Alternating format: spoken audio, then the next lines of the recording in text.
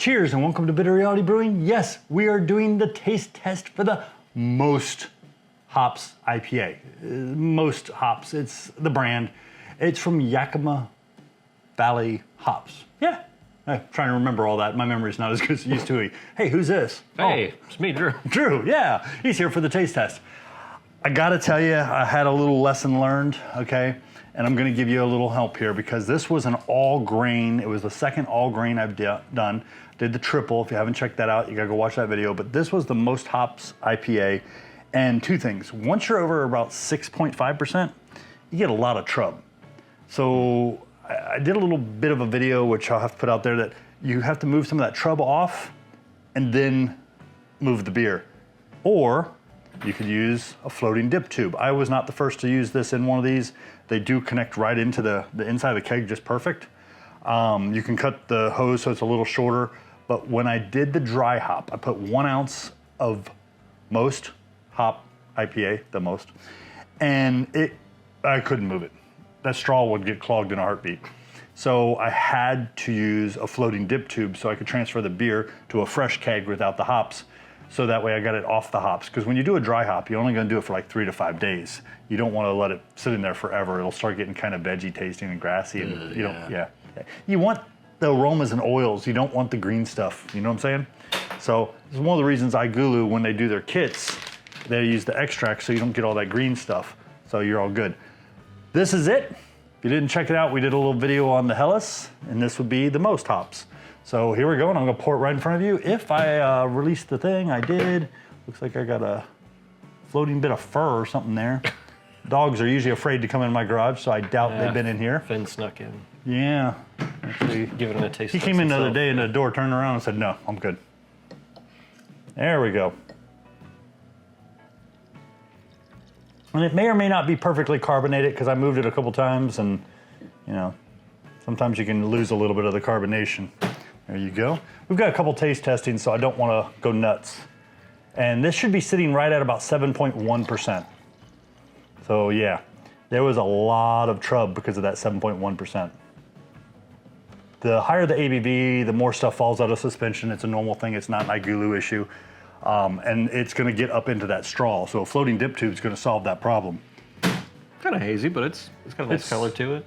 It's a yellowish haze, mild haze. It's not a hazy beer. I brewed for West Coast. I can definitely see through it, just not clearly. Yeah.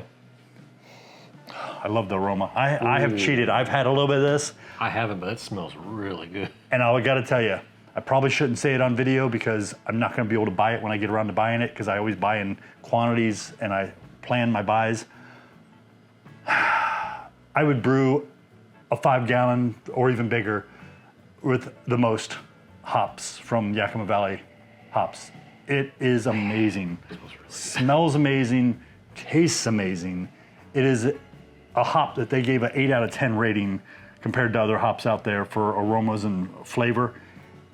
Yeah, I'm gonna give it about 8 to maybe a 9 out of 10. It's just got everything going on, and it's got a lot of what I call stone fruit. Like I smell I was gonna say, peach. it's got fruit in there, yeah. Yeah. I get a little citrus. I would say probably on the orange or lemon side, maybe. It's like orange and a little bit of something tropical in there. It's got a lot going on.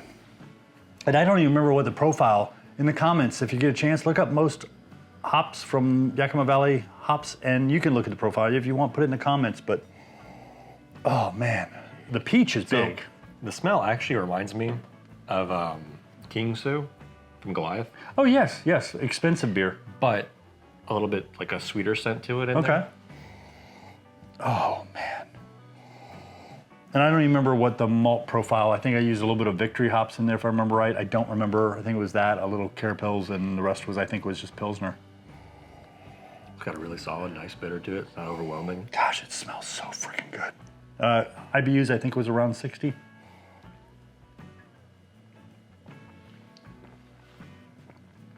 I will say there's no like lasting mouthfeel to it. It's just kind of like, you get it, it's gone.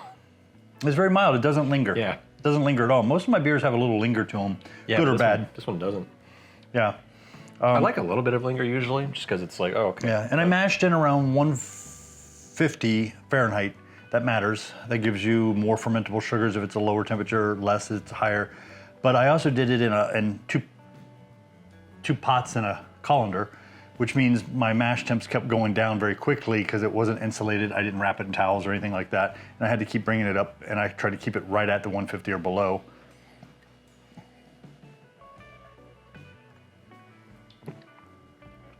And even it being at about 7.1, it's got a nice crispness to it. It's not super crisp, yeah. but it's got it. I think it's contributing to the lack of like lingering to it.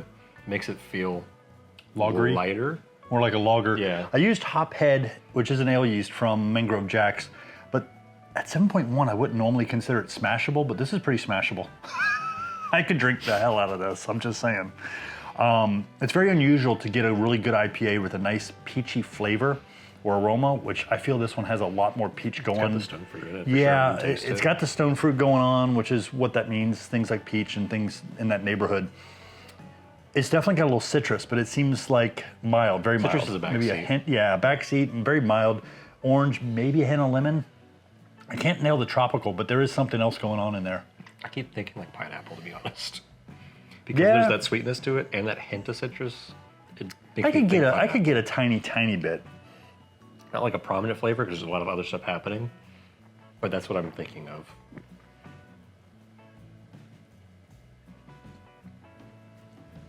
I don't think it's passion fruit. I think pineapple's closer.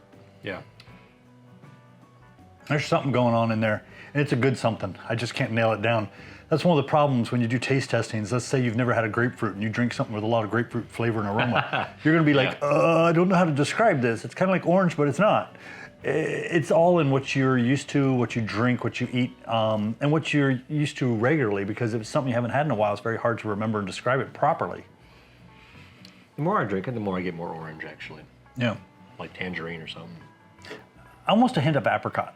And apricot, too much apricot reminds me of orange. I don't know why, but when I Oh. get too much apricot, I get orange. No, the sweetness.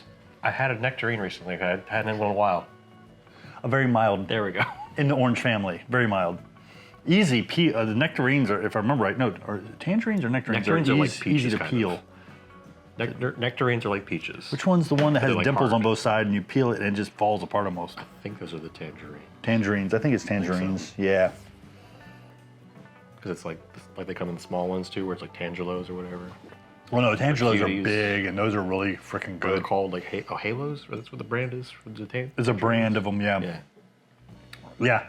I'm going to say smashable. I'm going to be drinking the hell out of this. This will probably be gone within 2 nights, maybe, because it's only a gallon of beer. It's really good. I did lose probably close to, I think I was right under 116, 115 ounces. So I lost at least a pint worth from the hop matter and everything, which is expected. Okay. That's normal. I mean, if you're doing a big 5-gallon batch, you're going to lose a little bit more because you're using more hops. But if you haven't checked out the video of me brewing that beer, definitely go check it out. It is an excellent beer, and that is a great hop to use. And it was a very simple profile. You could have done 100% Pilsner.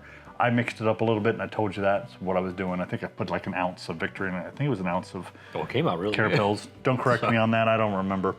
Cheers. Hit the subscribe, hit the like. If you haven't checked it out, amazing discount. Bitter Reality Brewing, great Christmas gift. Throw it in your cart. Don't be shocked by prices. Throw it in the cart, put the discount in, then look at the price. Yeah, I'm talking amazing deal. Better than you've seen anywhere on the net. Cheers. I'm going to keep drinking this. Sorry.